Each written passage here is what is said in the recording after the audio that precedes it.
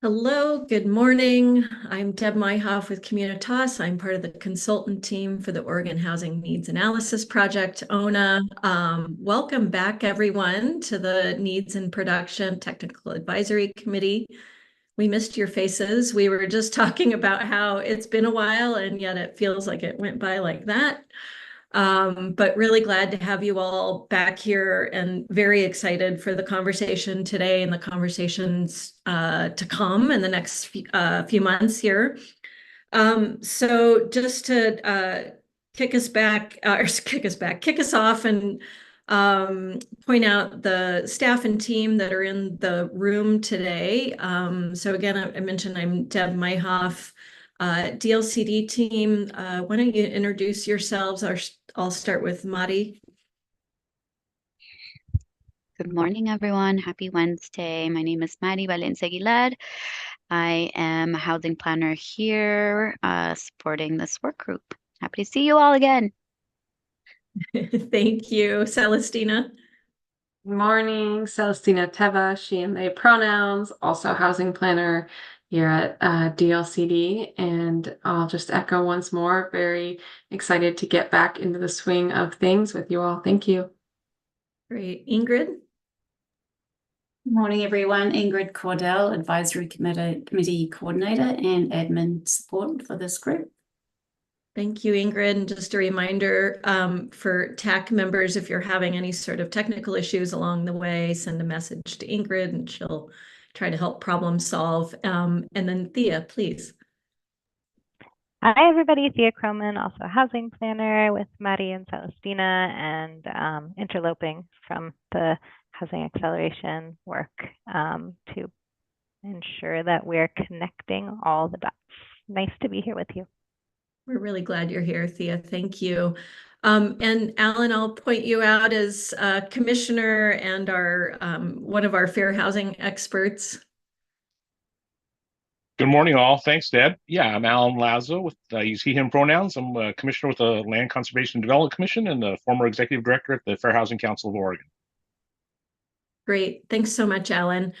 All right, so just a reminder, this will be very similar to prior meetings where we give you a little bit of framing, a little bit of background. We'll take a little extra time on that today because there's a lot more background to give, but future meetings, we won't have to go through that quite as much. And we'll, before we get there, we'll do an overview and sort of framing the racial equity framework. And then we'll get into some, start just right out of the gate, digging into some discussion items and issues that we know we need to sort of sort out through the rule. There's some questions posed in the proposed draft rules, and that needs some review. And just also a reminder, this is very much a draft rule. This is for provocation and conversation, not sort of solidifying direction on where things are landing yet. There's a lot of process and discussion to take place and make sure that all the pieces are holding together. So thank you, Mari. Maybe next item, and I'll review the meeting goals that are in your agenda. We are here today, especially, but also for the next few months to facilitate the understanding of sort of roughly half of the draft rule, our sort of realm of sphere of work we've been working on from a technical perspective, needed housing and fair housing. And then we'll be getting into the sort of connection to housing acceleration and future conversations as well. But this morning, we're hoping to have discussion that one answers your clarifying questions, but then also identifies and discusses the connections to the racial equity framework. And then we'll spend a little time toward the end of the meeting, is a little different than we've normally done, but doing a little brainstorming with you all about other, aside from the topics we touch on today and some of the ones we've flagged for future conversations, other things as you were reading the rules that you're really hoping the NAPTAC will have a discussion on. So we'll have a little brainstorming session on that later in the meeting. That's our agenda. Any questions or clarifications needed before we launch in? Okay, we're going to do it. We're meeting until noon today, just a reminder. And I'm going to have Celestina kick us off with an overview of the racial equity framework considerations for our discussion today. Excuse me. Thank you so much, Deb. Good morning again, everybody. Without further ado, we are discussing today primarily the portion of the department's racial equity framework for decision making that is restorative justice. So, as I'm sure you all recall, we've been highlighting various sections of this framework to give particular attention to throughout the process and making our way through all of the sections. And one of the refrains across the NAPTAC and even at the RAC and even honestly actually at focus groups and other parallel engagement activities before going into writing draft rules is that there's an opportunity to integrate restorative justice, this portion of the framework, into the programming in a way that it isn't currently, and a push for that. And as you I'm sure noted in the draft rules and some of the notes that we added in there. This is an item that even in producing that initial draft, we still aren't exactly sure that we've landed on the right approach and haven't integrated all that much that is truly restorative justice. We talked about potentially having a restorative justice fair housing issue area. And then as we proceeded to continue developing the fair housing issue areas and the analyses, didn't seem like it quite fit with kind of the logic of that part of the program.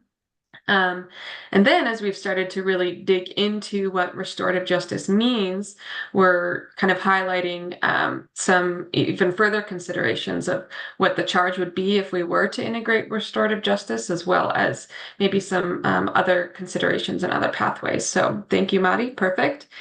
Just to highlight the working definition that we've been using so far in this rulemaking and in implementing this racial equity framework for decision making, which was provided and sourced by our equity consultant for this work, Anita Yap with Multicultural Collaborative, is as follows. I'll take a moment to read it.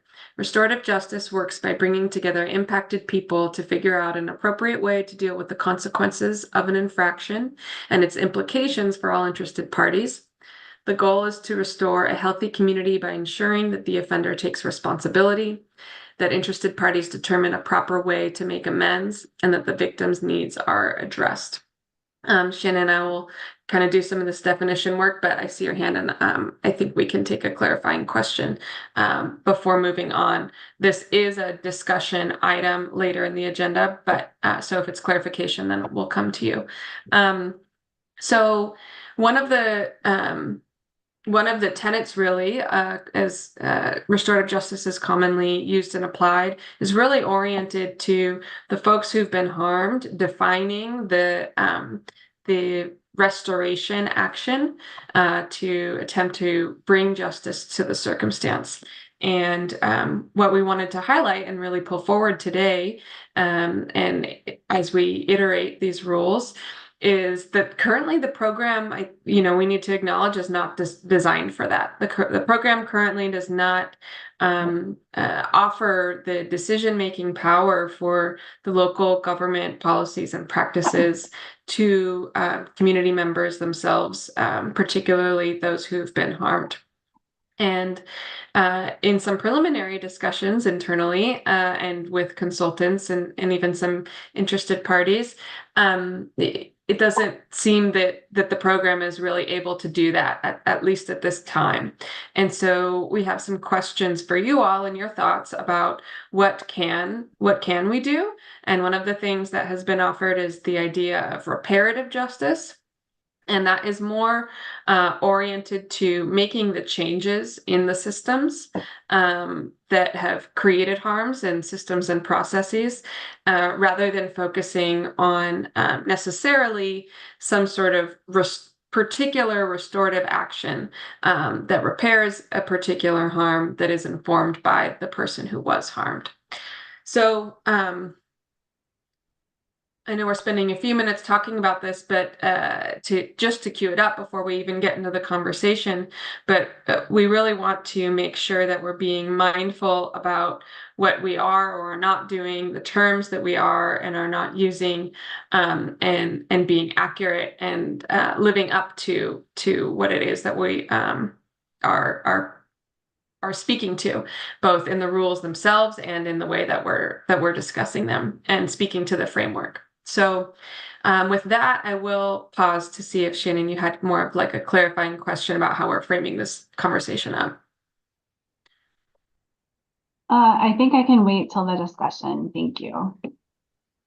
Great. Wonderful.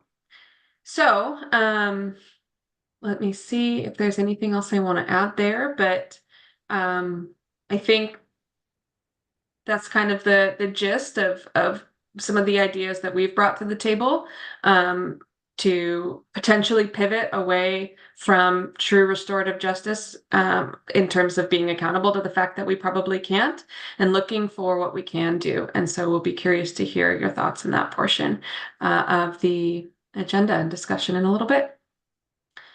With that, I think we can open up to the Oregon Housing Needs Analysis graphic here that we have, just to orient as we have returned after 6 or 7 odd weeks, whatever it might be, to the portion of this work that we're covering in the draft rules. We've got the Oregon Housing Needs Analysis, allocation of housing need and housing production targets that all jurisdictions receive. And then today we'll be talking about primarily the contextualized housing need portion of this work, where those numbers get turned into a more qualified and contextualized understanding of the local need, to then feed into the housing production strategy work and commitments to actions. That's all on that one, Maddie. Thank you so much. So to jump right into the rules, the way that we've framed up this orientation today, I think Deb mentioned we've kind of called it the first half of the NAPTAC rules, but really it's oriented largely to the contextualized housing need portion of the rules. So we're going to just provide some highlights and overview to ground us in the discussion. So this first section of the contextualized housing need to talk through, other than the introduction, is what we've called an inventory and evaluation of local conditions. So I suppose I should also back up and say that a lot of what's in here was already in the existing rules for those of you who have either been working with them or have become familiar with them in this process. So some of it is rearranging, some of it is then integrating the new things that are very concretely charged by the Oregon Housing Needs Analysis, like the production dashboard and equity indicators, which I'll talk about in a minute. And then, of course, there are the new items that we've added with the charge of affirmatively furthering fair housing primarily, and some other integrative efforts. So just wanted to offer kind of that frame overall, that a lot of what we're seeing has already existed in the program. But some of the new things include the housing production dashboard and the equity indicators.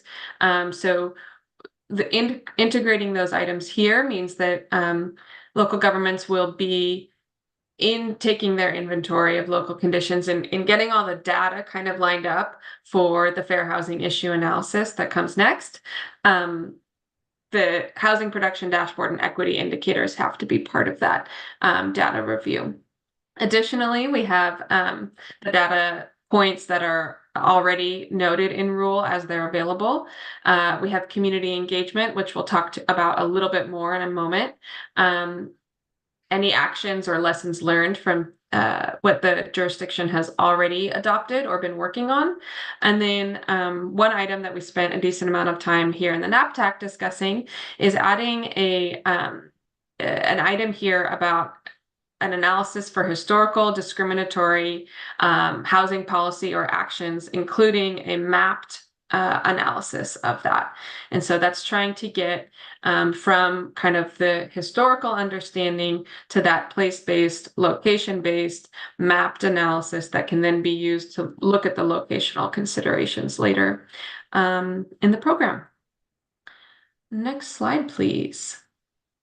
So just to touch a little bit on what's actually in the housing production dashboard and the equity indicators, we've got a couple of slides that outlines each of those items, because we found that in even just the initial rollout of the draft rules so far, many of the items that folks wanted to be sure were included in this inventory are included in the housing production dashboard and the equity indicators, but because they were not listed in the rules, since it's a referential piece, we thought it might be helpful to just overview those.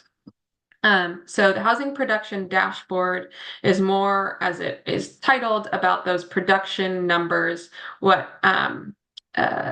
as well as comparing those to the targets. So you'll see that the dashboard will include progress toward housing production target, which means the target itself and how much housing has been produced. A comparative analysis of progress in comparison to both the region and other local governments with similar market types. So this would be two different sets of comparisons. The second portion has commonly been called peer cities. And the first one is, of course, the region. The information is based on largely information that's provided in what's colloquially called the Permitted and Produced Survey. Local governments report to DLCD on that housing that has been permitted or produced in the past year, as well as OHCS, Oregon Housing and Community Services, information about their subsidized affordable housing. Then for the equity indicators, we have a list, and this is all statutory, I should have been sure to say, a list of various equity indicators that OHCS, but both of these items are in OHCS's domain, but we're speaking to them again for the purposes of being comprehensive in our understanding of what is included in this rule. And so these are the items that are in statute that they are pursuing to issue in the first round of the equity indicators this January. There are some of these that likely will not end up coming to be just yet in January, but most of them will. And that's only because like some of them are still in progress. For example, item F, the environmentally justice mapping tool, specifically developed by the Environmental Justice Council, won't quite be ready. So there are some things like that that are going to have to iterate over the next few years of rolling this out. But these indicators span things like accessibility and visitability, housing production, gentrification and displacement risk, segregation by race and income, which nods at that racially and ethnically concentrated areas of affluence and poverty. And that has come up in our fair housing issue area discussions, as well as housing outcomes a little bit more generally, including cost burdening, housing condition across various demographics. And many of these are protected classes like race and ethnicity and disability status, but across various demographics. So just a note that when you see that inventory of local conditions, to keep this fairly thorough list of data points and the housing production dashboard in mind, even though that list may seem a little bit short, it will actually be a fairly large body of work to dig through and understand and really evaluate those data points. With that, I get to hand it over to you, Mari. Thank you, Celestina. And I'll pick up from where she just left off, but I do want to make one more note that might be helpful to that tags on to the last piece that Celestina said about this just kind of reinforcing that the state provided information was an attempt to be responsive to a lot of feedback we heard under the ONA legislative kind of development of that concept last year about offering support to local governments from the state. So that is really a response to supporting capacity and resources by the state, taking this responsibility and making it readily available for local governments to use. So I just want to make that note. So moving on to the next element that's within the contextualized housing need is what Celestina already kind of noted, which is the fair housing issue area analysis. So once a local government collects all of their data, all of the data that Celestina just overviewed, that data really informs what is the next step, which is the fair housing issue area analysis.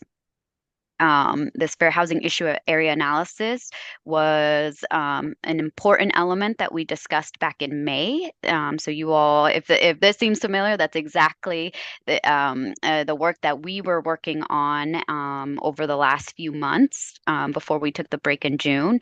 And it's our explicit kind of the most explicit area where we are connecting the affirmatively furthering fair housing mandate principle to the housing production strategy. So this is a new element. This is a new proposed rule for the program itself. And really it's structured to ensure that local governments are doing an analysis across these fair housing issue areas, and giving clarity to an analysis, and ultimately clarity to a response from the local government, really empowering them to understand this data and work towards fair access and equitable outcomes across these fair housing issue areas. So I just want to, because we've been through the fair housing issue areas, I just want to point out a couple things here. The first one being housing tenure and wealth building choice. This fair housing issue area, you all might recall, it contains home ownership and rental housing, but it also we talked a lot about other tenure areas that are critical, and it's really, this fair housing issue area is intended to be to kind of break that binary of home ownership and rental to include other tenure models, such as community land trusts or other kind of shared equity pieces. So I just wanted to make that clarification that this fair housing issue area is inclusive of that, and a response to the discussions you all had leading up to the draft, all the way through the beginning of this work up and through May. And then community assets and mitigation to exposure to harms. This particular fair housing issue, you all might recall, we had a lot of discussion around proximity to important services and resources and amenities that cities should be thinking about and planning for, and locating or considerations for location of housing. But also an important component about about where housing is placed is it at risk of certain natural hazards. So this particular fair housing issue area encompasses those pieces, as well as what mitigation factors to address some of those issues is encompassed here. Then the final fair housing issue area outlined here is just kind of a catch-all fair housing issue area that that's not encompassed in the bullets above, that a city might want to undertake based on kind of the data analysis that they conduct. This is an opportunity. This is a connection to some local governments who are required to follow new transportation rules as well, and consider climate-friendly areas. So this fair housing issue area does touch on that piece. Another note that I'll make is when we were talking back in May about the fair housing issue areas, there was in the proposed kind of fair housing issue areas in draft at that time, there was one other fair housing issue area called, and I have it here on this slide, called Geographic Patterns of Integration and Segregation and the Relationship to Patterns of Affluence and Poverty. We talked about this specifically in meeting 7, and you all might have noticed that we did not include this fair housing issue area in draft rule. But I do feel like it's important. So I want to raise that, but I want to offer kind of the thinking behind not including it here. And it's really what Celestina kind of overviewed right now with those equity indicators. There was specifically equity indicator E, housing segregation by race and income. That is a nod to the specific fair housing issue area. So as we were, crosswalking existing rule with the new data pieces and thinking about kind of ensuring and reorganization and eliminating duplication, this was an area that felt covered under the evaluation piece or the data collection piece. However, we've already heard feedback thus far around maybe including it back into this fair housing issue area might be the right approach. So we'd love to hear you all's responses and feedback around that particular kind of note, given that these fair housing issues that arise and that are identified through the analysis that a city conducts ultimately inform an action in the housing production strategy. So if the actions are hinged on the issue areas, then maybe we need to reconsider whether that fair housing issue area needs to be included back in here. Last note I'll make, and I saw some hands up and now they're down, but I'll pause after my note here to see if there's clarifying questions, is that you all might have noticed that the framing of the fair housing issue area has changed to be inclusive of a frame that centers housing choice. Housing choice is ultimately kind of at the center of the work that we're doing, affirmatively furthering fair housing, and really at the heart of the strategy itself currently, which is fair and equitable housing outcomes. And so, you see this framing included in the way that we've structured the language here. For example, housing choice for people experiencing homelessness. So I'll pause and see if any of those hands that were raised wanted some airtime. Or back to you, Deb. Yep, I think I've checked in with Shannon and Ellen. They're going to bring some items up in discussion, so I think we can address that. And then Commissioner Lazo, I did not check in with you to see if you had something on the slide that needs to be addressed. Yes. I don't think so. As far as clarification, I think Mari covered it pretty well. So I probably during the discussion, if there's anything that comes up, I'll add it there. Okay, great. Thank you. And then Andre, do you have a clarification? Yes, I do. Just an addition to what Mari said, part of the intention of the fair housing issue areas was actually to reduce and focus the analytical burdens on cities to a few specific things that research has indicated is really important.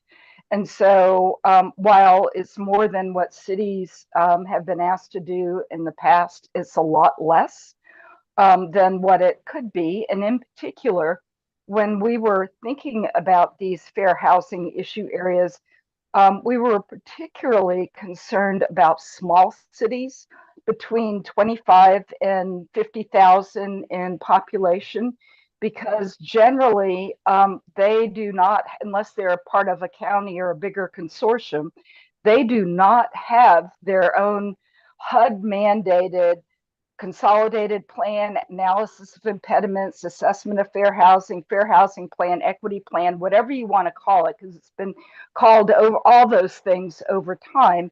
They don't have their own thing to draw on. And so we really tried to make it as straightforward as possible. And the team has tried to really tee up the data that goes into that analysis to make it simpler for cities. And a part of the data that goes in that has to be done by the city is the qualitative data that comes from talking with and engaging with affected populations. So again, I just wanted to make the point that it was intended to make it easier, not harder than what it could be. That's helpful. Thank you, Andre. Shannon, before I come to you, I think that could transition, that'll be helpful for the discussion, but I want to check in with Mari and Celestina to see if you had anything more to add for your overview before we get into discussion. We do have a few more slides. Okay, if you all could just be And patient for just another couple minutes, that would be wonderful. Thank you. Yeah, if I could just get through the remaining elements of the contextualized housing need and maybe helpful. I mean, Andre started to get to one particular piece, which is engagement, which I'll touch on in my next slide. So maybe some of these questions could be answered in that overview. So on this slide here is kind of the next step after the fair housing issue area analysis, which is really a new rule. Doesn't exist currently in the program, but it is a new proposed draft rule around, okay, local government, you have done this fair housing issue area analysis across these fair housing issue areas, and so what? So what findings, what conclusions can you draw from that analysis? Can you draw from the information? And ultimately, understanding what exists in a community in terms of fair housing issues, and how to address those fair housing issues across housing types, characteristics, and locations needed to mitigate those issue areas. So really, this is a new section where local governments are making those conclusions. And we're not going to get into the safe harbor today, but there is a nexus with this particular section here as an option, not a requirement, an option for local governments to kind of understand or determine a housing type mix. So ultimately a quantifiable and qualification also about exactly what's existing in the city from the fair housing issue area analysis. So quickly, I'm going to go to the next slide. There are other pieces in the contextualized housing need that also can be that local governments can use to further contextualize the housing need. And that is, in this first part of other data, that's data that already is outlined in existing rule that just didn't maybe necessarily, as Celestina was describing, as we were cleaning up and crosswalking the new data from the state and what's existing, didn't either fit there but needed to stay in this contextualized housing need because it could be additional areas to draw data from. So that's specifically these two bullets here: redevelopment rates that impact the preservation of existing affordable market rate units, and other sets of data that are more localized that local governments could draw on to further contextualize their need as it relates to people experiencing homelessness. Then we had a lot of discussion around community engagement in this group, and responsive and culturally responsive community engagement. And the existing rules aren't as clear to kind of connect how the data can't tell us all. Qualitative data can fill in gaps, and so we've added a new clarification around around community engagement and its role in further contextualizing housing need. So there is proposed rule to elevate community engagement and flexibility for local government. So if local governments have been doing a lot of community engagement and aligns with our equitable engagement toolkit that is in the works right now, but it will include best practices around equitable engagement. If they feel that that engagement It lends itself well in alignment with those principles and can be used to further contextualize, great. But if not, if new engagement needs to happen to further contextualize the need, that's also an option. So that's really what the community engagement proposed draft rule in this section intends to get at. Okay, I think with that was the final piece of the contextualized housing need. I will hand it back to you, Deb, to kind of guide us and facilitate this discussion now. Okay, really great. Thank you, Madi. Just a couple of housekeeping things before I carry on. There are a couple of other folks from the general project team that joined since we introduced, and I'll just point out Mitch Hanush with OHCS is here with us today. Hi, Mitch, we're glad to have you.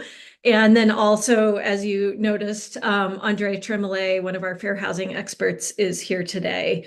And Andre and Alan will be, as always, invited to, provide some other insights on fair housing as needed, ask clarifying questions of you in that discussion, and they'll raise their hands if they want to provide some additional context. So the conversation this morning, we have about an hour to discuss. We have put 3 topics that we know are, as Madi mentioned them, we know are top of mind for the team, for the state, for other stakeholders to kind of start getting some more thoughts and ideas from you all about how these things could work. What's your general impression about how they're presented here?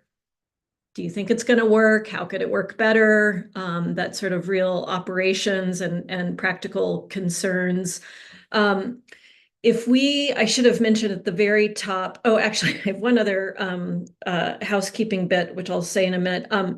But if we have a little extra time in that brainstorming session, so I think what we can do, if we can get through the topics today, let's see how this goes. For the next hour, and then we have 20 minutes to brainstorm future topics, but we might also, I think, have a little time in there to answer some of your burning questions if they don't get answered through the discussion time for clarification. And if that doesn't work, we'll provide you a route to get us additional questions that we can answer in future meetings or in writing or something like that. So let's just see how this goes.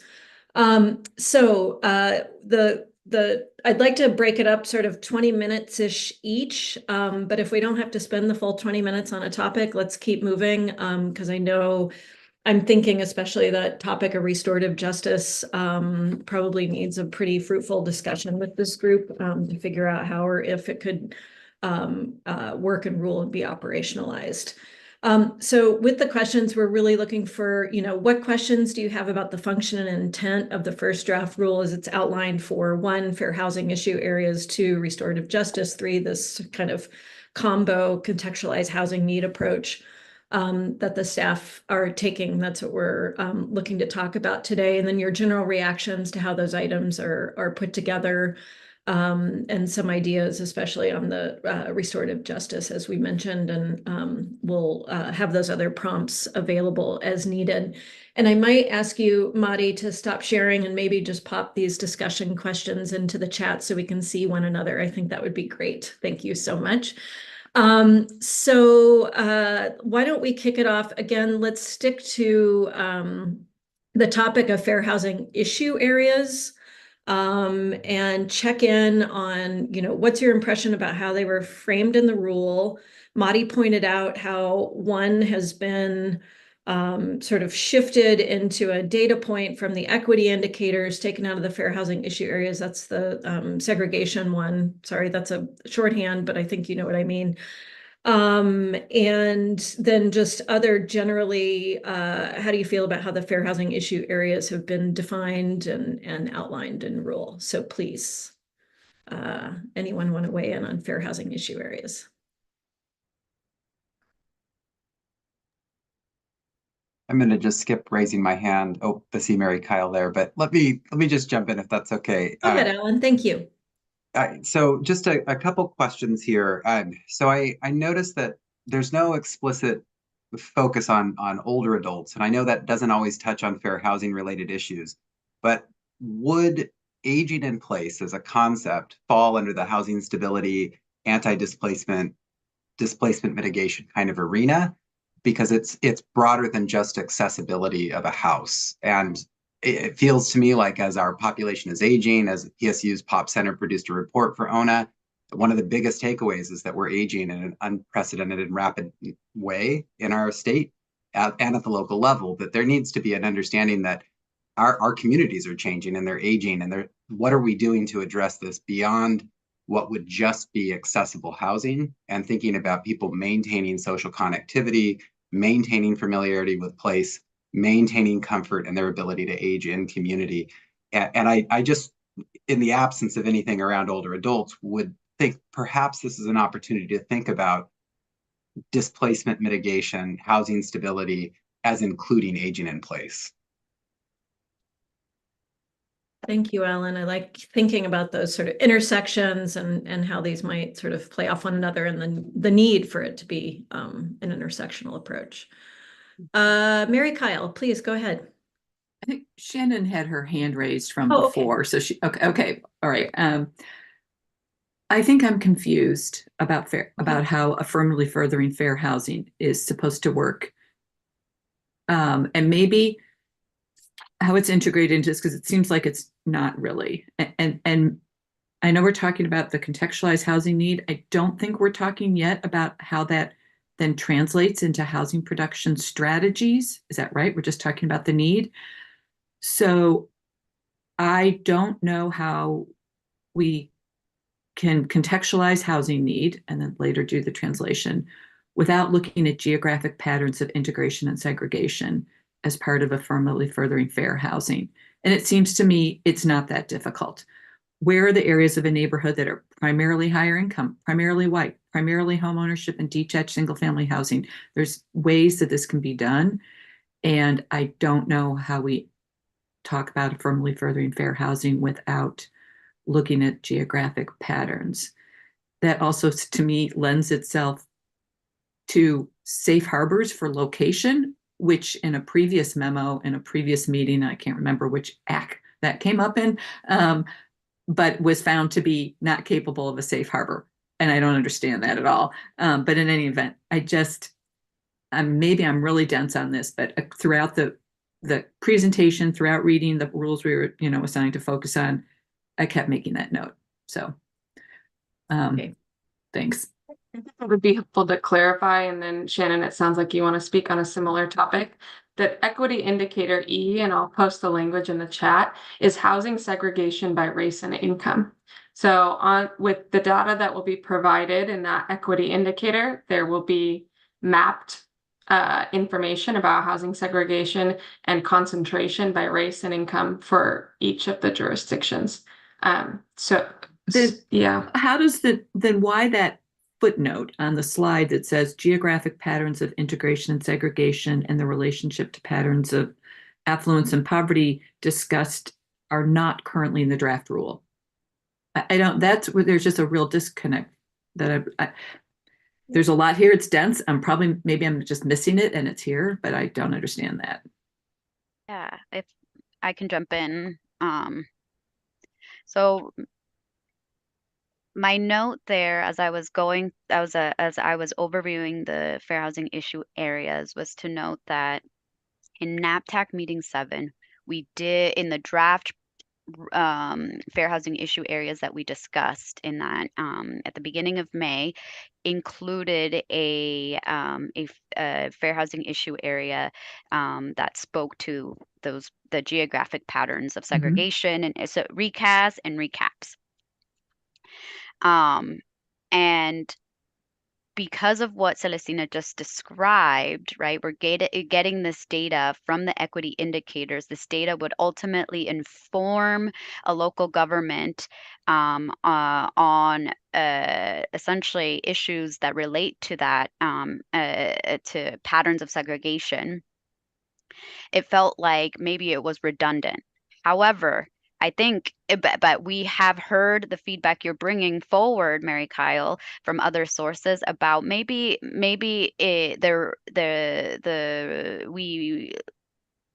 there is a need to refine the fair housing issue areas to bring that back, to further connect the ultimate actions to that particular data that local governments will already be analyzing. So, Mary Kyle, I think if that I hear you loud and clear, it sounds like another feedback around potentially bringing that back, which is exactly what we want to hear, right? So if that is a recommendation, yeah, all about it. This is the time and place to make refinements on those fair housing issue areas to further solidify what I think we're all trying to work hard on in the SNAPTAC, which is the integration of affirmatively furthering fair housing. So I made that note. Yeah, and it's fair if you were making that, if there was that disconnect, then that disconnect maybe is a result of how we were thinking about it and how the ultimate that the first iteration of the draft rule came out to be. Thanks. But we have opportunity to amend. And I'll just add, as you all are digging into this and thinking about it, one of the things that we would be asking for specific input on is how to fit what was previously the fair housing issue area language, which I'll post in the chat, which really is more about a data point, geographic patterns of integration and segregation and their relationship to patterns of affluence and poverty into a fair housing outcome, which is how the fair housing issues are oriented. They're oriented to housing choice, stability, things like that. And this piece, that was part of the struggle that we had, was to say, if we're going to include this, is the goal integration? Is that, in housing choice in integrated communities? And if so, there are actually some complications that have come up in those policy discussions. So I don't expect that you all have necessarily full answers on that today, but as you dig into that, that was part of the crux of the issue. Shannon, give us what you've got. Yeah, so I would like to speak to that, and I feel very strongly, and I'm worried about some things I've heard today about the turn from restorative justice to reparative work. I think that and maybe the slide could drop so we could see each other for a minute, please. Thank you. I think that there's a misunderstanding that many smart people, even within our Habitat network, right? Not just city planners, many smart people in the United States misunderstand the full implications and where there are limits to the Equal Credit Opportunity Act. Many people in this country think that it is illegal to target investments to people who've experienced harm. It's not. It's called tort law. And there are some really progressively induced things that are based on that concept. The Portland Preference Policy, the Covenant Homeownership Program that Washington State just passed. They're based on restorative housing justice principles. And so far, they're standing up to many legal challenges. And there are legal challenges because there are people who do that all the time to keep all the resources white. And in fact, nationally, an example was just raised for me the other day. The GI Bill. The GI Bill racially targeted. White people had preferential access to funds to become homeowners. We've done all kinds of racial targeting of key policies and systems in our nation related to who has access to wealth building and tenure. And we're going to get nervous now when we try to make things more equitable? No. And my good friend and board member, Eric Richardson, the NAACP of Springfield, Eugene, they just did a press conference on Monday. I lived in Eugene. I went to graduate school there, right? About 5 foundational Black families who were legally denied access to home ownership in Eugene until 1952. And they did figure out a way to own some property. And guess what the city did? It demolished their homes. It demolished 5 homes. That's what's happened. It's not some maybe there's been harm, or maybe we should do a little something, but we don't want to break any laws. We kind of want to accidentally be fearful and keep everything preference to white people. No, that is exactly what we want to not do. That is exactly what we're trying to keep from happening. And if we have to teach people that they're allowed to be bold, then we have to teach people that they're allowed to be bold. And this is a time for that. Thank you. Thank you so much, Shannon. I'm seeing some nodding heads and thumbs up as well. I appreciate that. Kim, I'm sure you have some thoughts on fair housing issue areas. Hi, thank you. Mostly I had a question about the use of the word choice, versus housing need, or focus on equitable outcomes. So that's one concern that I have. There's the state promising to do an analysis of displacement, but I don't know what the measures are that are going to be used to do that analysis. So I think that's pretty big. And then going back to the earlier conversation, I think the state, I think the idea of we're just going to give these jurisdictions a bunch of data about race and wealth and then let them figure it out is the wrong approach. The state does need to do that analysis and say where there are the disparities, either in a concentration of wealth and a particular race, or the opposite. Otherwise, our communities are not going to do anything with that information, and they're not going to be affirmative. They're going to think that they're just fine. All right, thank you very much. Julia, please go ahead. And then Andre, Andre and Al, sorry, I have a window blocking. Okay, now I can see everyone. All right, Andre and Al, I'll jump to you in just a second, but go ahead, Julia. Yeah, so kind of building off the conversation that was just happening.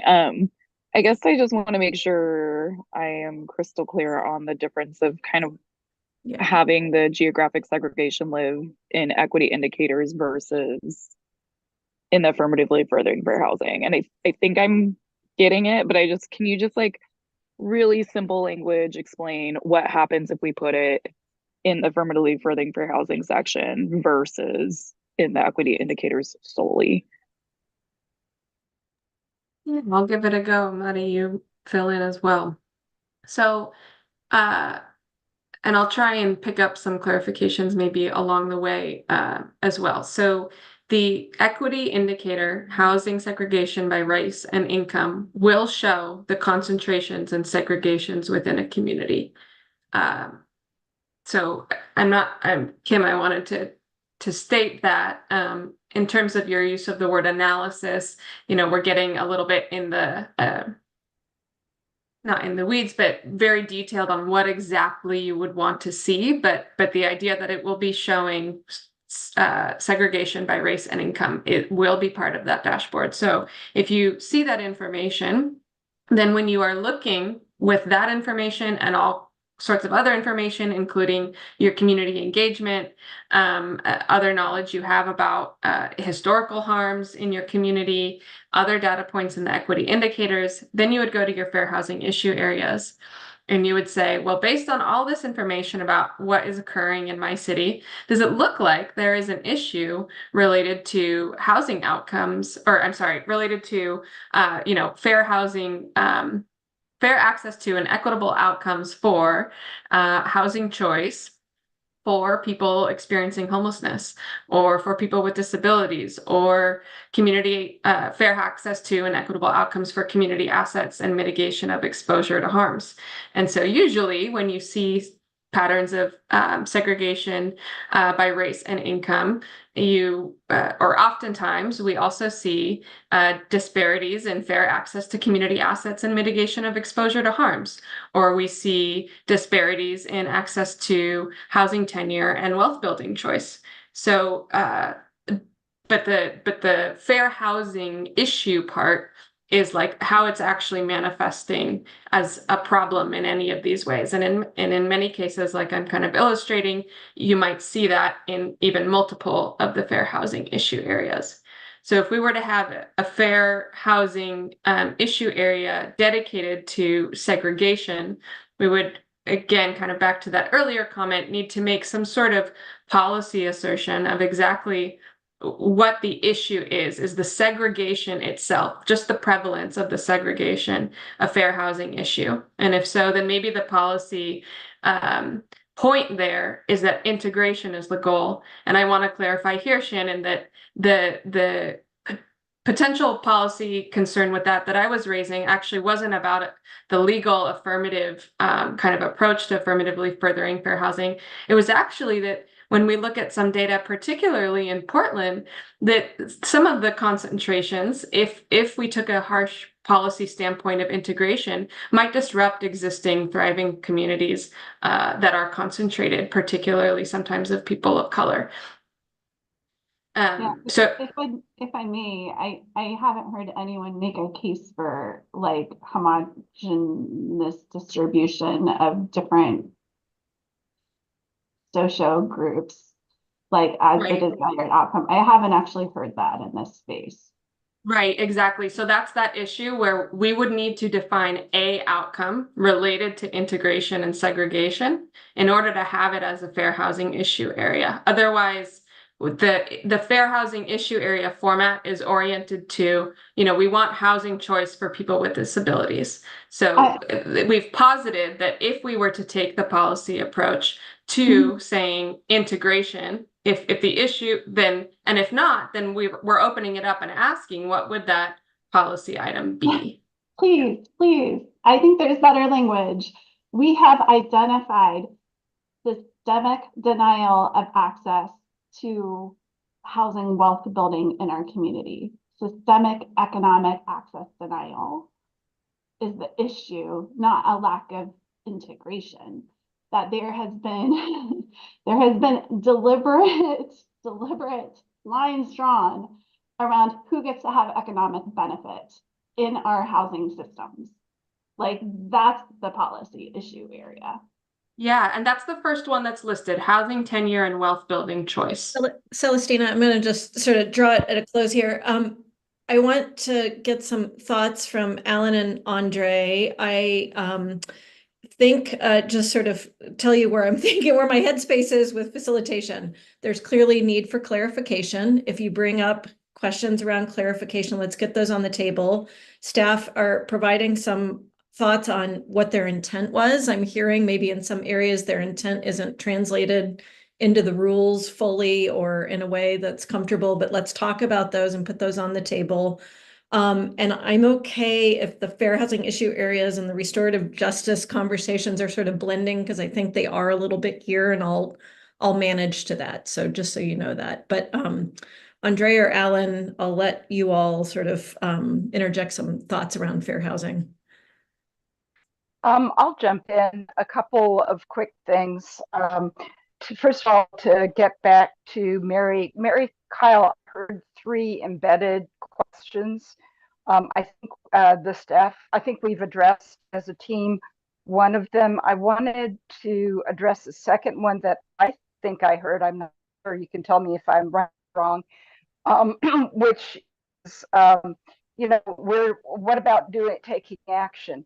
And so the whole point of that section of the analysis, the fair housing issue analysis with conclusions, is to identify in very specific terms, like maybe a bullet point list or whatever. These are the fair housing problems that the city is going to address their actions. The action is another section, another whole thing that we haven't gotten into as a city. So I wanted to just be really clear on at least the intent. If you can help us, or anyone can help us on language to make that intent clearer, my goodness, send it on. The second thing I'm going to not respond to is the question that you raised about safe harbor standards for location. That's more than I can take on and even think about right now. But I want to acknowledge I heard that. And there was one other, I'm going to just stop there. There was something that that Julia said. Oh, I know what it was. The difference between a fair housing indicator and an issue area. The indicator is data that you consider. the issue area is something you take action on. If in research terms you got your data, you have research questions, you answer the research questions. That's what actually the fair housing issue areas are, the research questions that you answer in the conclusion of that section. Thank you for the clarifications, Andre, and for the thinking through. Alan, please. Yeah, thanks, Deb. I'm gonna go through 3 or 4 comments that came up for folks and provide some thoughts on those. The first, I think, Alan, Del Toro, you brought up the issue around age and aging in place. One of the things I would point out is that I looked at the chart that the Fair Housing Council has around protected classes around the state, and there are 14 jurisdictions that have age as a protected class. And so I think my understanding is, as the rules are written, they implicate state and local protected classes in the analysis. So that might be one pathway for us to address age as part of the set of protected classes in the fair housing analysis piece. Just a quick kind of rebuttal is that often that's protecting younger people in being integrated into communities, and it needs to make sure that we're talking about age as an older adult. Yeah, there's an asterisk on that in there that I think most of those cities it means age over 18, or yeah, exactly. The operationalization of it is critical on how that is implicated in the rules for sure.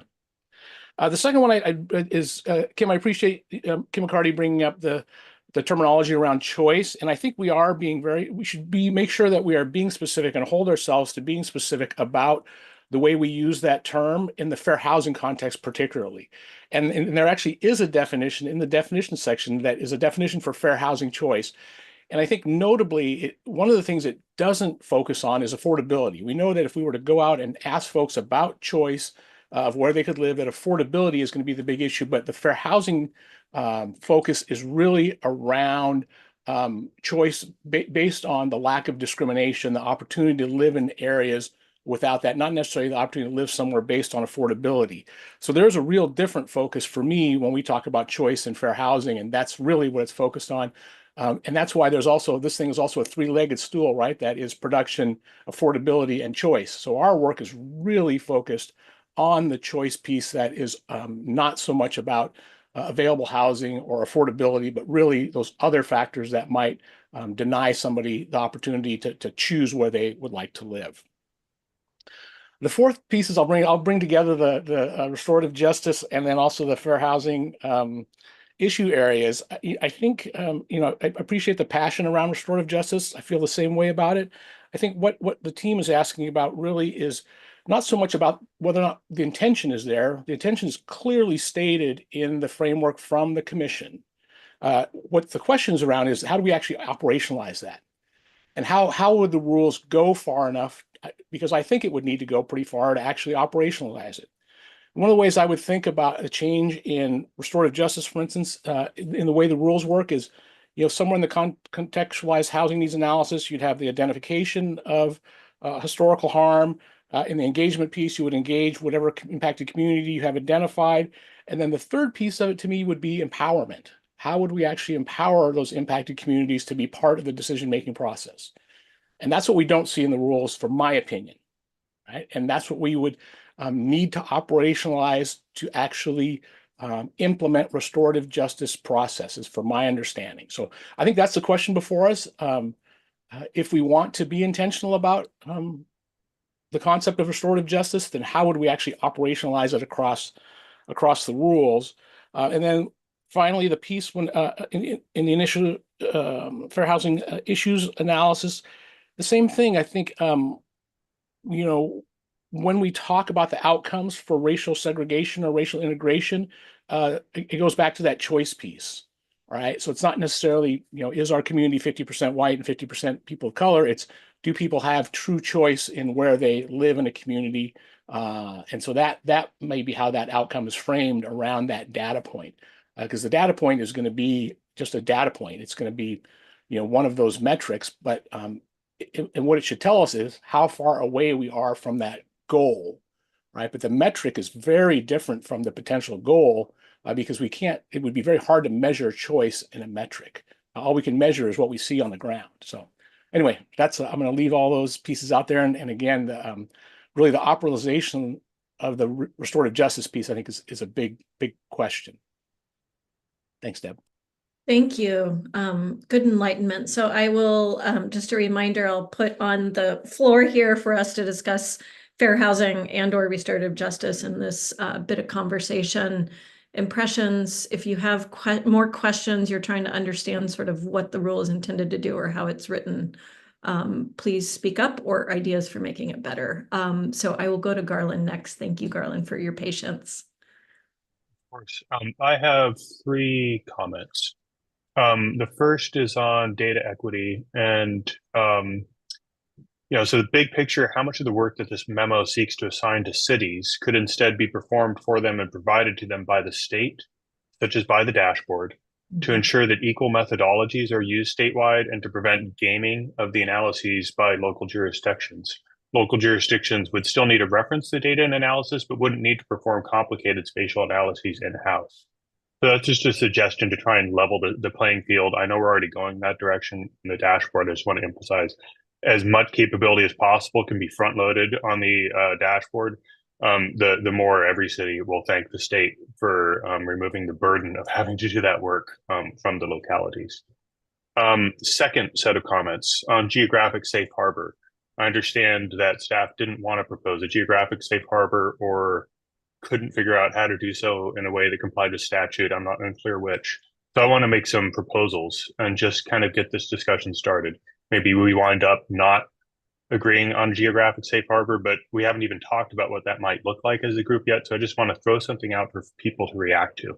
Might this look like efforts that target growth through diversifying legally allowed housing types in higher resource areas that suffer from a deficiency in racial diversity because of a concentration of higher income households, specifically those containing a high concentration of well-off white people?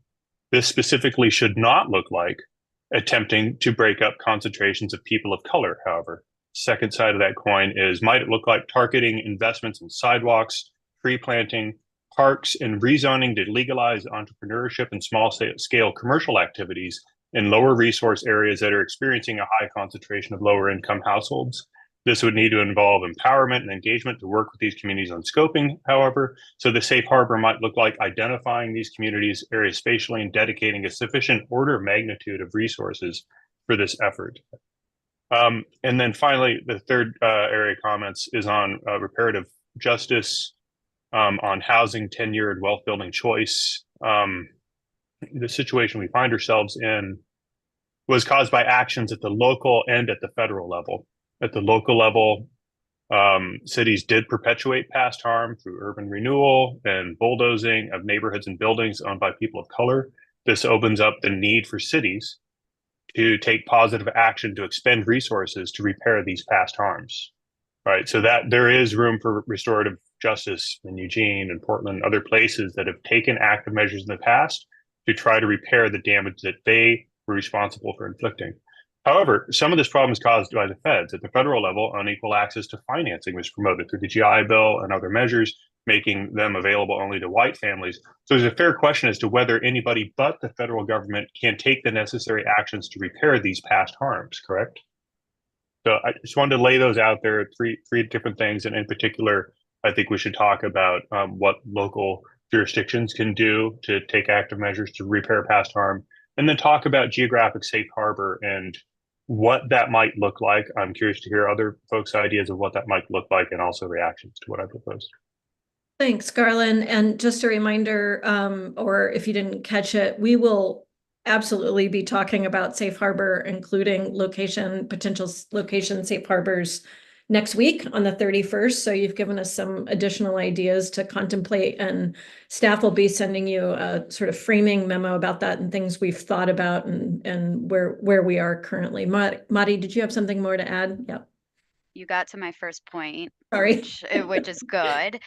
So Garland, yeah, if you want to send any notes ahead of that, or we'll be sending the agenda with additional material that speaks to the areas that we explored, and potentially can help build on that work. That would be really the intent for next week, and for the safe harbor discussion.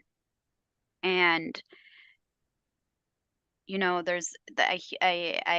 and maybe another nudge to the group that the question on the table is, in the frame of the housing production strategy, how, and now we have proposed draft rule that, you know, iterates on existing rule informed by this discussion that we've had.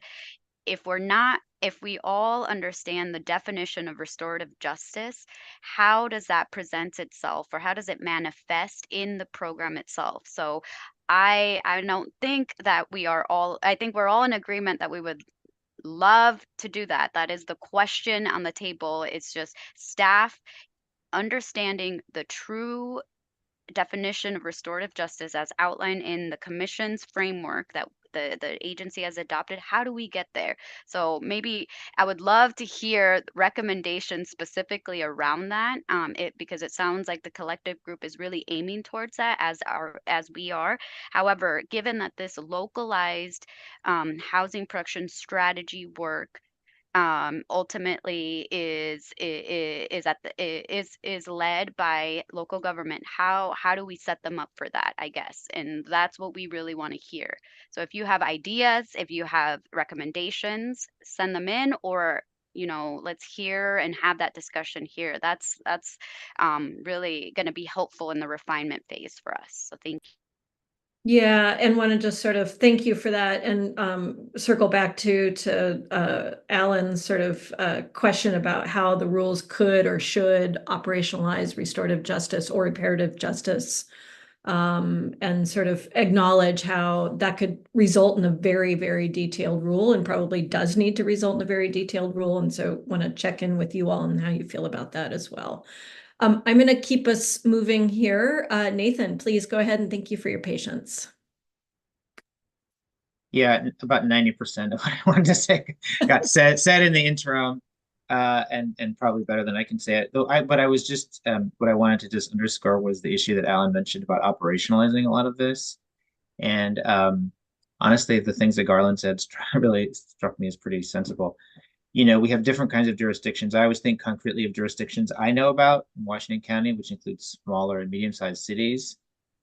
And the ability, like, and then just to take the example that was given by Shannon about preference policy, right? Like the ability of smaller jurisdiction. I mean, the preference policy, I don't know what people think in Portland if you track what's going on there. I don't know if people think it's a success or not. I would say it's had pretty mixed feelings about it. One of the mixed feelings I hear from my friends that work in Portland is it is incredibly cumbersome for the city to regulate and to actually implement it, right? Our friends at Reach CDC just tried to lease up a building and had a heck of a time doing it, okay? So, and Portland's the biggest city in the state, right? With presumably the most bureaucratic capacity to do something like that. And so if I just think about some of these smaller, mid-sized and smaller cities, I think we probably want to do things that allow things to happen, but don't require cities to proactively police, for lack of a better word, or enforce, unless there's capacity given to them. The idea that Garland had about having the state create some of this data strikes me as very sensible, because not only will the local jurisdictions try to game it the way he said, but also in some cases they'll just struggle to actually have good data and track it. So anyway, I think operationalizing this is really going to be critical when we think about a lot of the smaller jurisdictions. Thank you. Thanks, Nathan. Go ahead, Kathy, please. Okay, I wanted to go back to Alan's comment about people who are aging, and I think maybe one thing we can do to bring that forward is to look at what we're defining as disability. I know there's a very narrow number of units required by the Fair Housing Act and also Section 504, as well as the local state Fair Housing Act. And I think we've talked about expanding that so that the capacity is not just for people who have active disabilities, but people who want to age in place. And we talked about having a universal requirement of having at least visitable or accessible bathrooms on the first floor. So I'm really concerned about how we define disability and accessibility and have it be sufficiently inclusive to cover both aging and truly disabled people. Thank you for that. Yeah, and to be sort of forward looking for that and in our planning as well. I appreciate that. Before I go to you, Mary Kyle, I just want to point out, well, let's spend a few more minutes talking about this.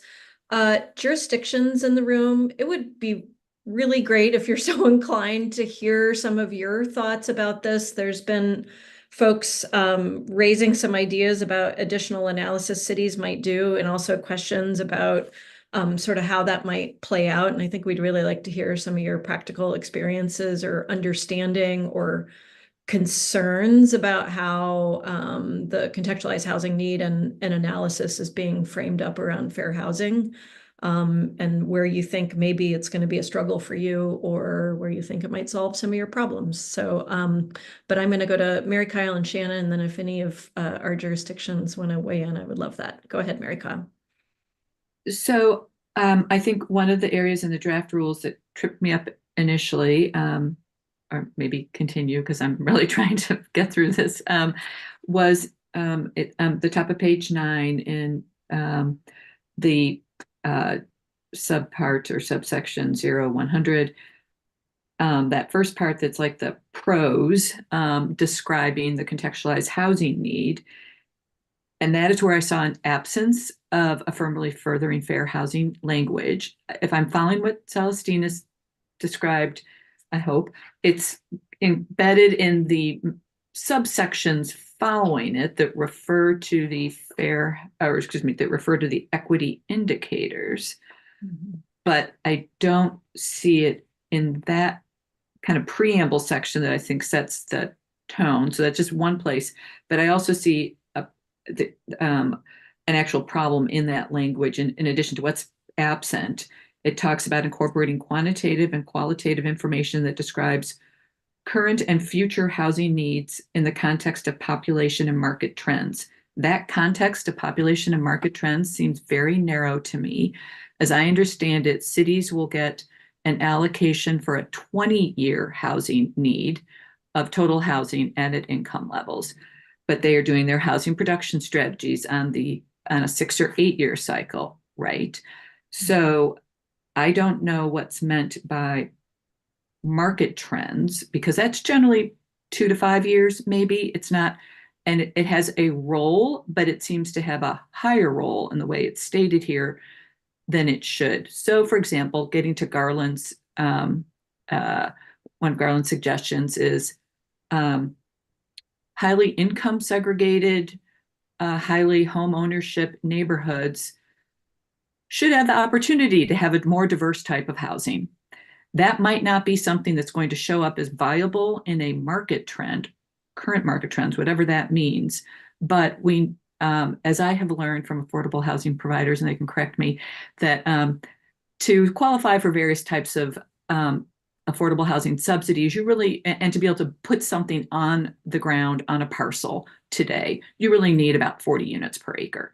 So that might not be something that meets current market trends, but shouldn't we be making that a possibility in some of these highly income segregated, high home ownership kinds of neighborhoods to get those on the ground now, because we're building towards a longer thing. So I was just not finding what I was looking for here in that preamble language to truly reflect that longer term as well as the fair housing stuff. So thanks. Great. Thank you, Mary Kyle, for picking that up. Celestina, if it's quick, but I really need to move us. Yeah, I just wanted to offer that the market trends language is in statute and is something that we've struggled with as well. So we'll continue to think through how we could expand or shift that intro to some of your other points, but we do have to work with that language as well. Thank you. Thank you very much. And maybe Yeah, if I and may we've really pointed out some quickly, ways that we can. Oh, sorry. Go ahead, Madi. yeah, maybe a nudge to Mary Kyle if you're, I mean, it looks like you're really digging in if there's language that it comes to mind for refining that, yeah, send that our way for our consideration. That's helpful also. And just generally for the group on any of the sections, please do so. Yeah, and just want to point out, this is not a failing at all of DLCD. This is just how it goes. And it's so good to see other people's eyes on this to sort of look at what's not being said or sort of where those gaps are. So really, really appreciate this. Shannon, I'm going to go to Julia or maybe we've heard from Julia as well. Okay, go ahead, Shannon, and then we'll go to Julia. Sorry. Just to quickly speak to operationalizing restorative justice housing. I mean, just there needs to be technical support, right? A municipality says like, oh, we didn't even know this thing happened. It was icky, but it happened and it happened here. Like, then there needs to be some kind of support available from DLCD to help navigate how to engage stakeholders meaningfully on the ground, right? And a promising practice from another state, Colorado, that they have like incentive grants for municipalities that try to be really progressive things. And maybe there's a list of tried and true, and maybe they can propose things they're thinking of, because like, what is the nature of the problem is something, a frame I try to use. And I think that housing discrimination is probably at least complex, if not chaotic, right? So just like with the Portland preference policy, we're not going to have a list of perfect solutions, right? We have to spitball and try things. We have to create this culture of this might work. Let's try it and analyze it. And if it does, let's tell other people. That's my best understanding of how you address like actual complex social factors that need to change over time. Thanks. Thank you. And Julia, before you speak, I just want to posit one more question specific to that. I mean, it would be really good to hear from you all if you think sort of generally the housing production strategy process, timeline, all these sort of statutory requirements offer the flexibility and opportunity to do that restorative justice process. It may, I'd really like to hear that feedback, or you may have some reservations about whether there's enough time or flexibility within statute. Or if you don't know, we should look into it more, but and I think we are, but it would be great to hear your feedback on that. Julia, thank you for waiting. I just wanted to put a quick clarifier to Mary Kyle's point earlier with my recovering affordable housing developer hat on for a minute, that it's so typically it's 40 units per lot is kind of just the rule of thumb for low income housing tax credit and project penciling. And then I'll also just layer in there certain jurisdictions such as Portland often even have a minimum number of units required just due to the administrative level required for funding projects that's around 40 to 50 units as well. So I just wanted to clarify that real quick. That is not per acre, but it's per lot. There's ways around that, but just for the record, so to speak, I wanted to put that on there. Thanks. Thank you. That's a helpful clarification. Ariel, hi. Hi. Yeah, I just wanted to answer sort of your last question a little bit about the time period. Just it's a little hard to imagine just right now as a jurisdiction finishing up our housing production strategy. I will just say, I think we didn't feel like we had enough time to do all of the analysis that we would have wanted to do to concretely say these strategies are neatly meeting these needs. And you know, Celestina hears from us regularly about how we're trying to overcome that a little bit or sort of understand that as it relates to the strategy portion. I think that the time frame, yeah, so it's also a little hard to imagine with the new requirements, the new analyses, but also the shifting expectations between the H&A or the housing capacity analysis and the housing production strategy. Like it might be enough time at this, like those 2-year periods, especially if it's happening sort of more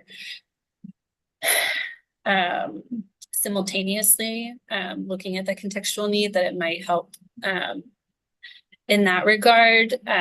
But in general, that 1 year between the HCA to needing to adopt strategies feels quite tough in terms of producing all of the strategies and analysis to feel concrete and good about the strategies that we're putting forward. Thank you. Oh, go ahead. Okay. Thank you so much for that. And I am gonna give us a few minutes. Brianne, I'll take your comment and then I'll give us a few minutes to talk about that combined contextualized housing need, how that might work with HCA and HPS together. But Brianne, are you still there? Yep, I'm here. Yeah, I would just say being kind of in the opposite position that Ariel was just talking about, but thinking about like that turnaround from the HCA to a HPS, like I think we've always thought that a year was not realistic, knowing that we are going to embark on that, knowing that we would have to like do those things semi-concurrently or some major overlap to do it. Like a year, there's no way we could do that. So I think going into it, I think we've just mentally prepared ourselves for that, but I guess it's worth taking into consideration that duration. And then I guess just thinking like practically the contextualized housing need, how that fits into it.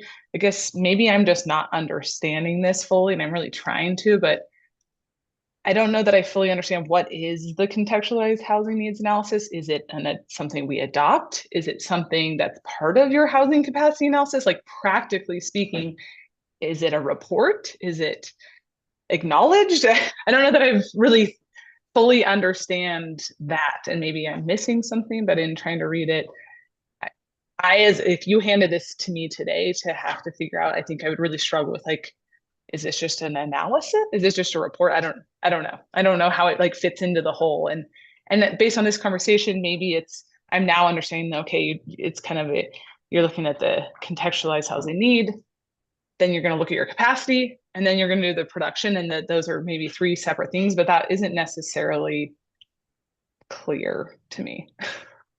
Brianne, you're not alone on that. Okay. We heard that at the RAC meeting. Staff said, good point. Let us go back and think about that some more. So definitely glad to hear about that. And thank you for sharing your sort of thoughts about what it would take to that sort of timing of that shift from HCA to HPS in a year. Tara, I'm going to take your feedback, and then I would like us just to talk a little bit more about contextualized housing need. But go ahead, Tara. I share some of the sentiment of both Ariel and Brooke here. Brianne. When we did our housing capacity analysis, it was a year and a half of really a sprint, taking a lot of staff time. And then there was no break, and we went right into a full year of the HPS. And we have a little bit more downtime than expected because our timeline's been pushed out a little bit more, and that's nice. We can breathe. But it definitely is a challenge. And so again, I'm trying to figure out with this new process, if that's going to be the same. Like, do we have to gear up for another at least 2.5 year sprint for our staff? Hoping that with the state providing more data, that won't be as the same case.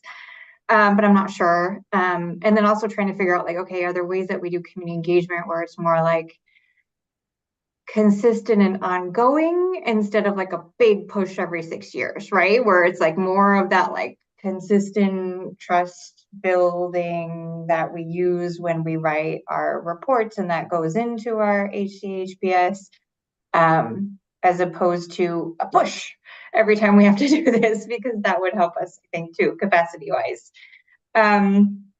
A few other, I'll be quick, but I kind of share some of the concerns that have been voiced with lack of potentially consistent methodologies across jurisdictions if the state's not doing it.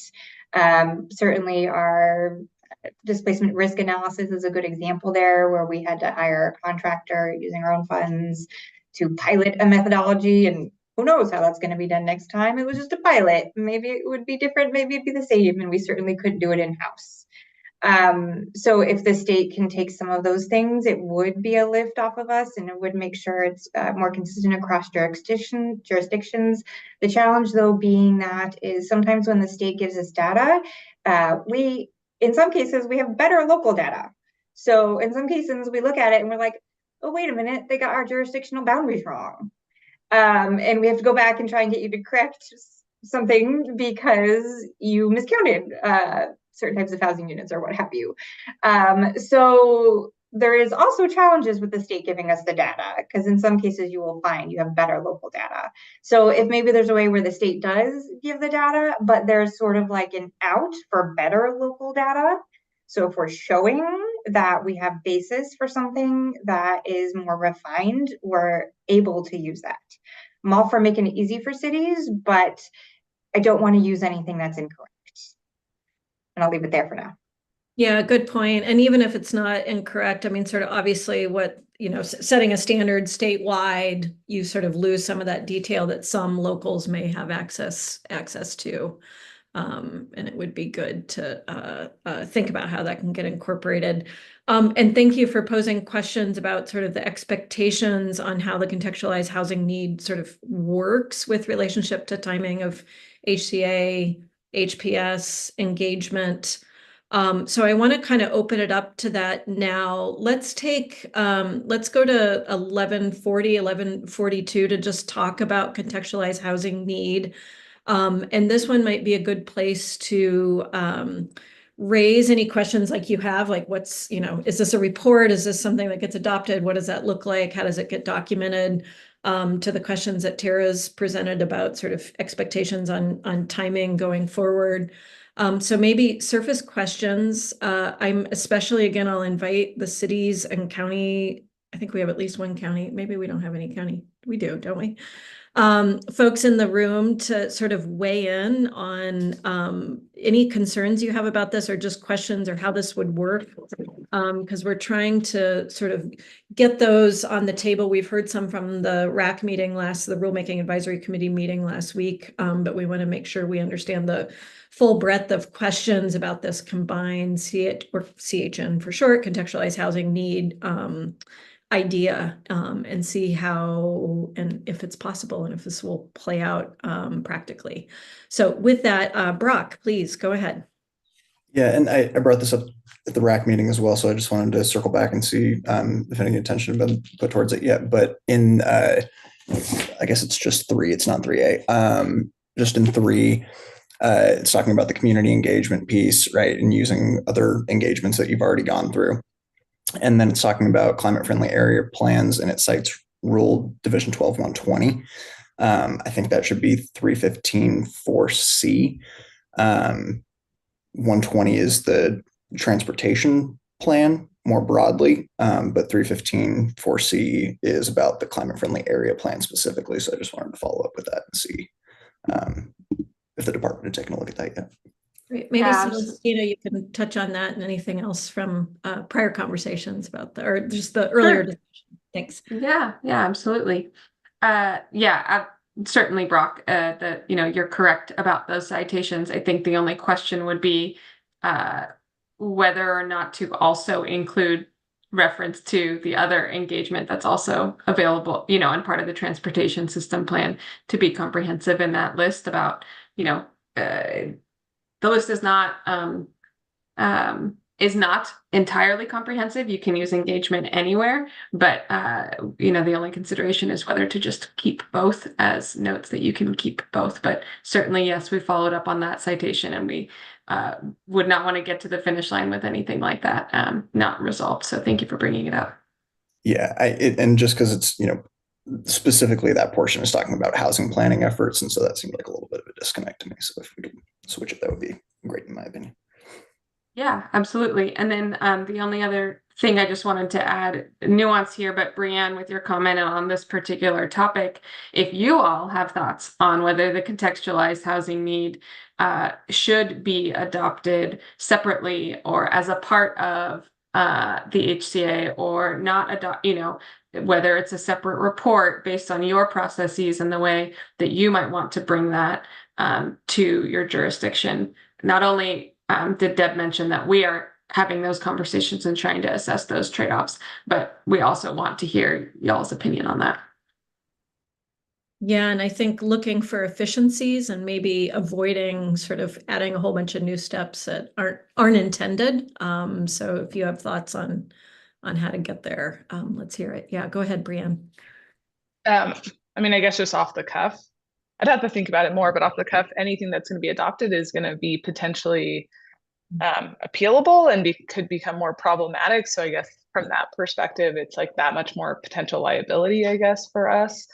And then just thinking of, I mean, I guess just in our own work, just trying to understand how this engagement is going to fit into the rest of our CFAC requirements, or with our TSP update, our climate friendly area designation, potential future urban growth boundary expansion, all of that, of just trying to think about like, how do we, and we're thinking about this. I mean, I think Tara alluded to this, of like, we're trying to think about it more programmatically versus like these sprints, but just knowing that we have to do so much engagement and we want to do a lot of engagement, but how do we like leverage all of that engagement in a meaningful way? So timing wise, it is actually pretty critical to think about how this fits, if this is required and when it's required in this sequence, how does it fit into our other engagement efforts, so that we're not just doing these like sprints and then one-offs all the time and burning out certain community members and groups.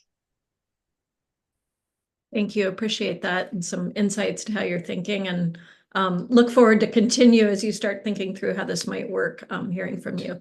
Tara, please go ahead. I in terms of just sort of alleviating some of the lift, but getting the same results, I would support it either not being adopted independently, I would say, either it being rolled into something else or not being a document that has to be adopted, because every time you go through an adoption process, we have to go through a series of meetings and preparations for those meetings to councils, educating stakeholders, et cetera. So, and some of them are important, but some of them are formalities. And I think we could share that information as part of the HCA or the HPS probably equally as well. Okay, that's helpful. Yep, be mindful of sort of what sort of timing aspect or the time and effort that would be added if you have to adopt it in a formal way. Shannon, please. Yeah, thanks. And I did submit this as testimony, I think, to the whole RAC with help from the DLCD team. But Habitat for Humanity across the nation has been looking at like, what are promising practices for anti-racist land use that works on the ground over time. And we've only really been working on this like concertedly as a network of over 800 organizations in different cities across the United States for about 6.5 years. So emerging field of work, and the Urban Land Institute is leading in with us and also engaging some specific municipalities. And one of the early findings, right, that the Urban Land Institute has really emphasized is that communities who understand specific racialized harms pertaining to housing, and I mean communities like the administrators of the hospital, the mayor, the city council, the stay-at-home moms, like people in cities, once they understand specific racialized harms that have happened in their backyard, are more willing to take meaningful action. And that is scientifically documented at this point. So I just want to remind that like this is a new finding, and it's an important finding that is going to take more than city planners knowing that this harm has happened, right? That we have to figure out a way to get the word out so that there's community will and people are working together to do the progressive thing. Thanks. Thanks, Shannon. Great point. And I'm seeing some thumbs up and nodding heads on that as well. So I think that'll be something to continue pondering, maybe how that gets sort of built in a little more conclusively. Other thoughts on or questions about how a combined contextualized housing need process and document or report or something could go? And I'd just sort of invite Jessica or Michael, who we haven't heard from, if you have no pressure, but if you have something to say, please don't be shy. Hi, I don't have anything to say, but I'm also not being shy and enjoying conversations. Okay. Thank you. Great. Just want to make sure you know we're welcome here. And I mean, Michael, sorry, I'm going to call you out for just a second, because I know you've pointed out in the past, and the team has really heard, and I think some of your colleagues here have really heard the concerns about smaller communities and their ability to sort of do all of this.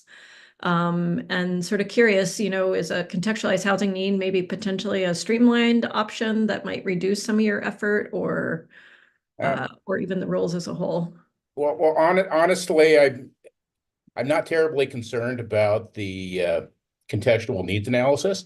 Okay. Because I don't know. I guess I'm very pessimistic about what is coming down the pike, because we've had a number of housing mandates that have kind of been forced on rural communities, and we've done the best we can to address those through our housing needs analysis and a housing production strategy, which we've adopted and now we're trying to implement.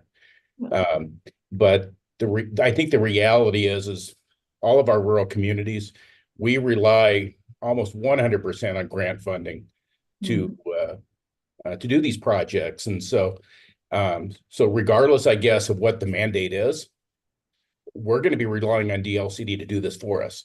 And so I guess I'm not terribly concerned with what the requirement is. Where I'm more concerned, I think, is the implementation side, is because we don't have the resources to implement any of this. And we have a growth rate of less than 1%. And the rules changed before we've even implemented the last adoption. I've changed my housing code 4 times in the last 20 years. And, we still aren't seeing very much housing. And, so I guess I'm not optimistic that what we're doing here today is going to have a significant impact on rural communities, but I'd really like to see resources for implementation rather than resources to do more planning. So anyway, that's the comment I have.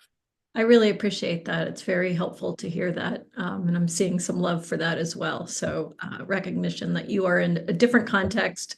Yeah. And resources are indeed needed. Yeah. And just kind of another thought, because I really like the comment, I forgot who made it early on in this meeting, about needing sidewalks and areas of lower income and different things. I mean, we talked about this at a prior meeting, and all of those resources in walkable areas are in higher affluent areas. And that's because that's where the schools are and that's where the money is.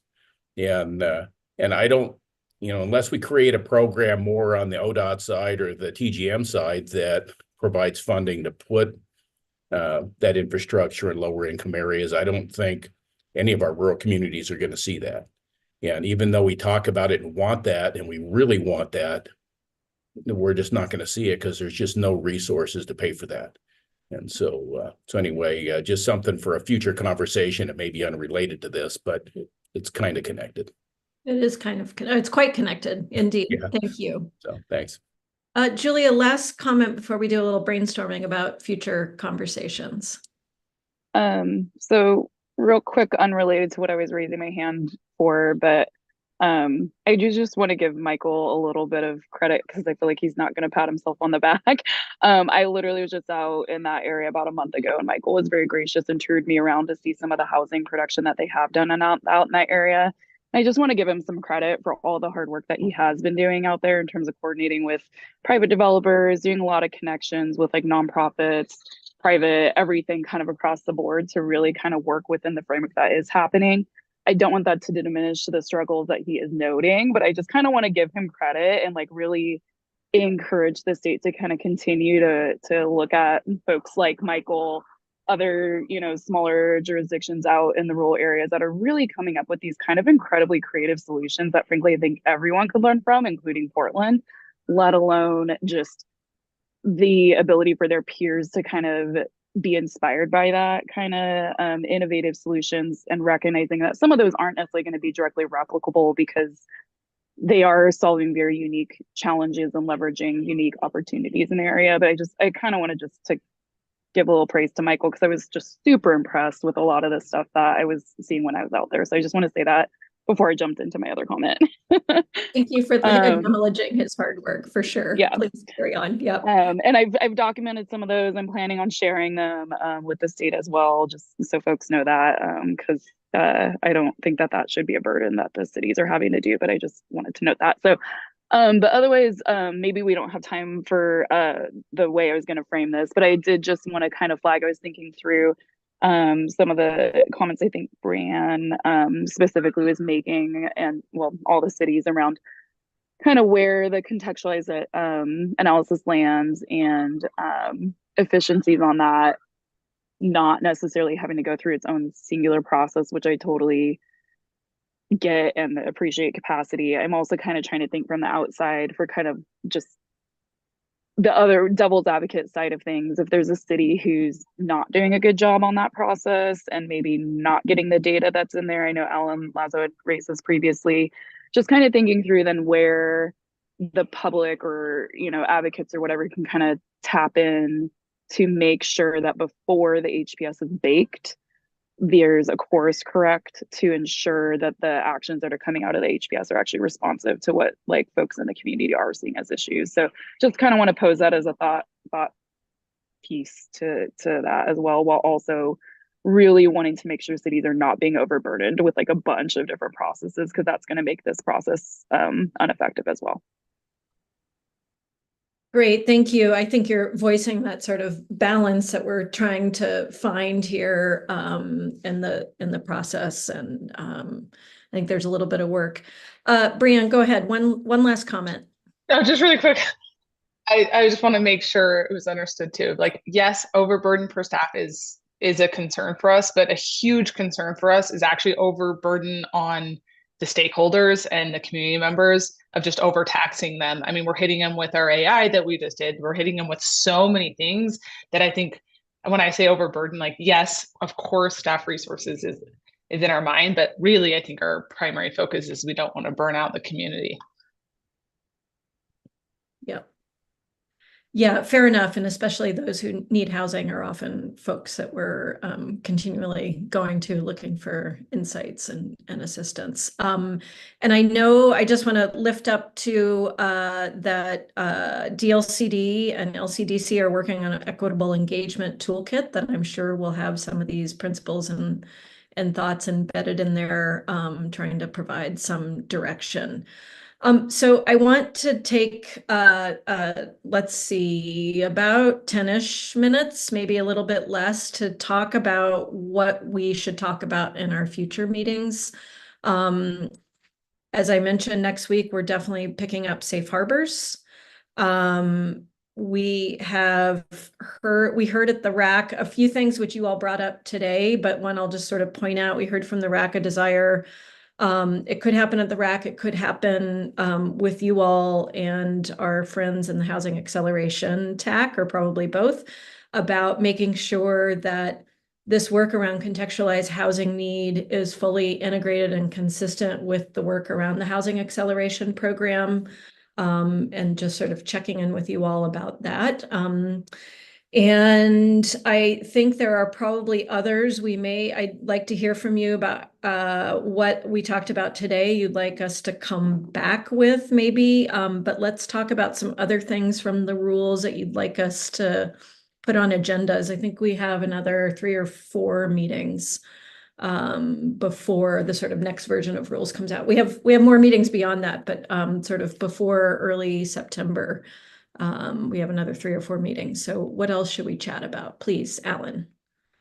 Sorry, so I missed a little bit of that conversation around community engagement. And one of the things I just wanted to throw out was the challenge of engaging kind of first-person experiences related to homelessness. And we are struggling with this as a housing service provider.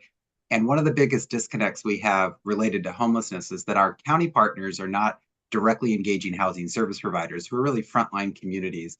And so working with frontline communities and trying to get housing service providers to really chime in and say, here are the experiences of clients with substance use disorders, clients with dementia, understanding how folks are not able to advocate for themselves, but we have some understanding there. And then I would say, as the current draft of kind of the rules really are light on things like accessibility, and the dashboard in particular seems to be an area where we're going to dive deeper. How do we kind of talk about the dashboard in particular? There's also a question about the Environmental Council and some of the mapping they're doing, to say where are they pulling information from, and how are they understanding the nuances related to some of these issue areas, contextualized housing needs. there's some work that I've been doing with some PSU students that we're sharing nationally at a conference around how we can map and understand how age and disability inclusive neighborhoods should be understood from data points. And if there are opportunities to even share that ArcGIS story map that has data sources with them, that would be awesome, because we've done some of the work and we have some of the ideas on how to improve, whether it's CFAC communities, thinking about complete communities. I know you all helped me connect with the OHCS folks, and if there's an opportunity to even share that link, so environmental councils, justice councils looking at that, it would be awesome. Thank you. All right, thank you. So maybe a little more exploration about the data that underlies the references and the rules with some specific examples. Thank you for that. Julia, please. Thank you, Alan, for teeing up everything I was going to mention as well. So perfect. I'll just do a quick kind of +1 to that. I also was kind of desiring, I guess, either a presentation or some background information on that environmental mapping effort. I've mentioned in other spaces as well that with my colleagues at Thousand Friends and Sightline, and we also connected with Alan briefly. Sorry, there's a very loud truck out here.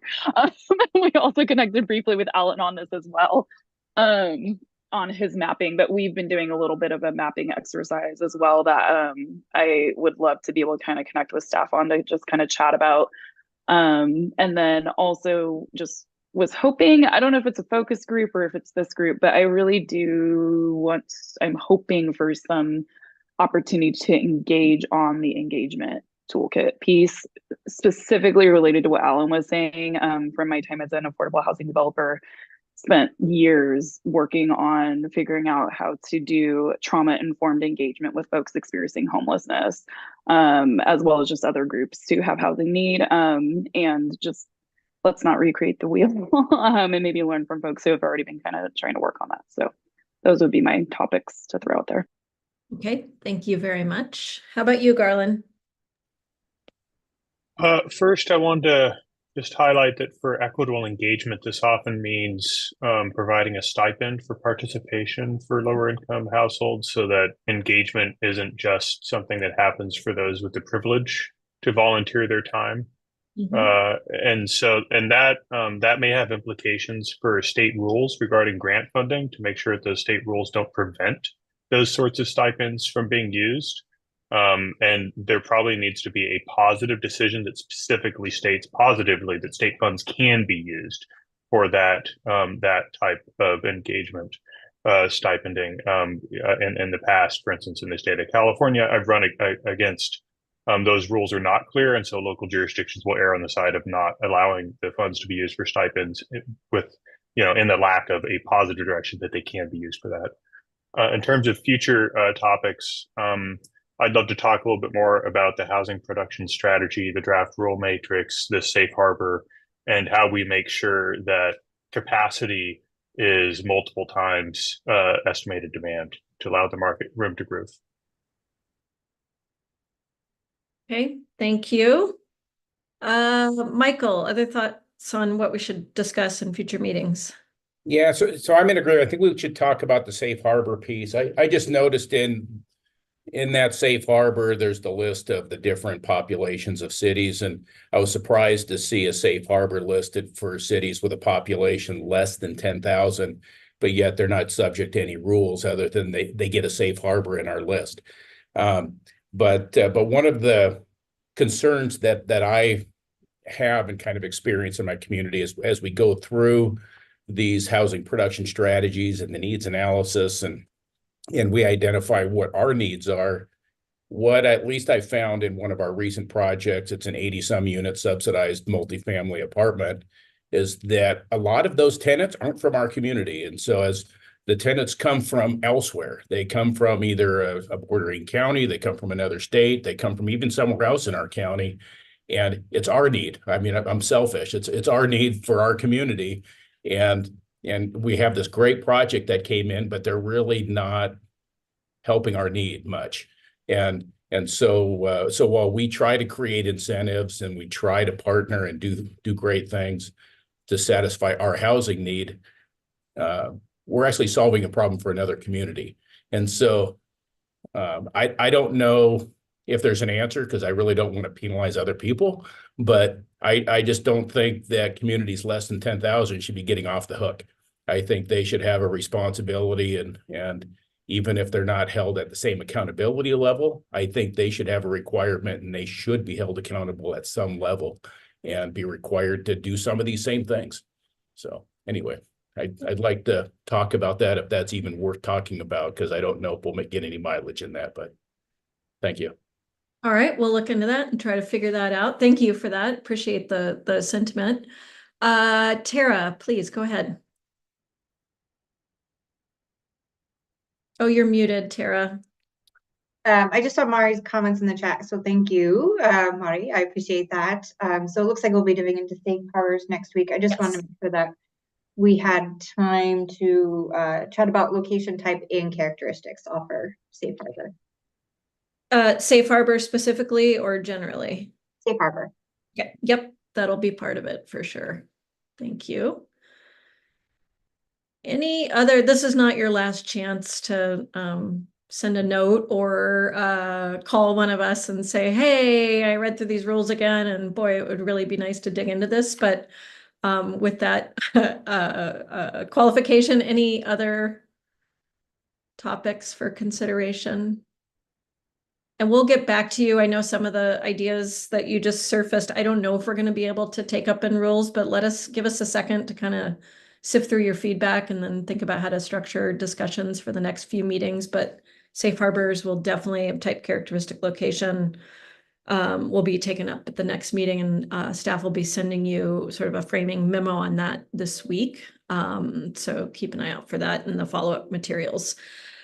We have just a couple of minutes. I'm going to bring us to a closing of the meeting.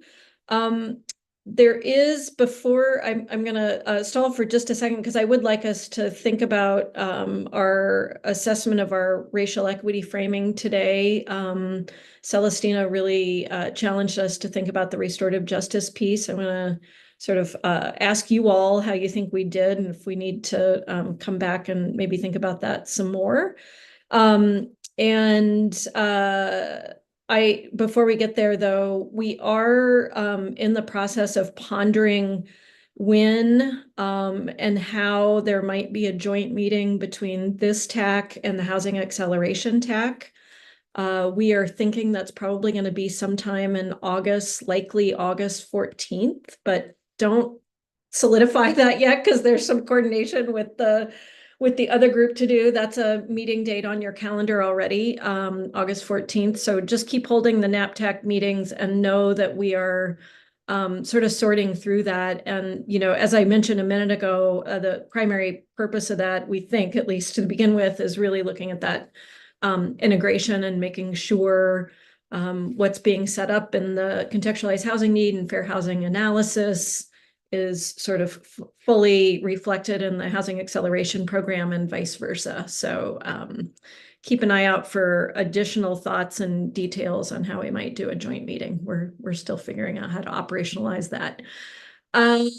Reflections on restorative justice and other racial equity framing.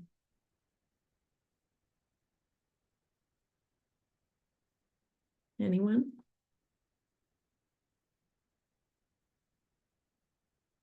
Yeah, go ahead, Garland. Thank you.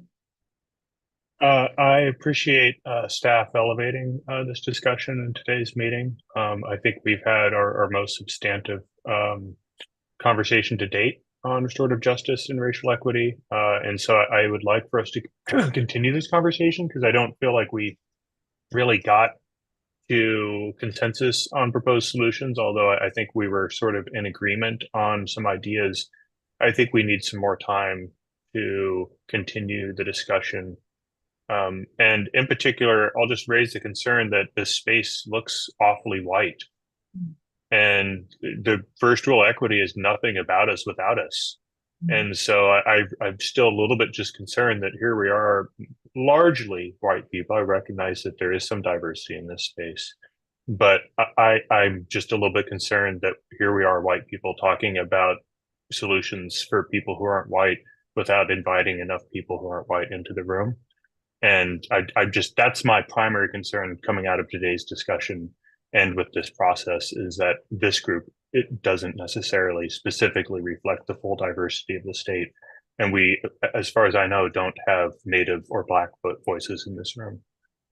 And so if there's a way that we can invite some guest speakers or people from other TACs or SACs or otherwise to join us to help make sure that we are including voices of diversity and discussions of racial equity, I think that would be helpful so that we're doing what we say is important. Thanks, Garland. Appreciate the reflections and also some ideas about how we might carry this conversation in a more rich, inclusive, and informative way in future meetings. So we'll take that under advisement. We are 1 minute over. I am going to conclude us. I'm sorry, Andre and Shannon, I'm going to leave it there. Thank you for your grace in that.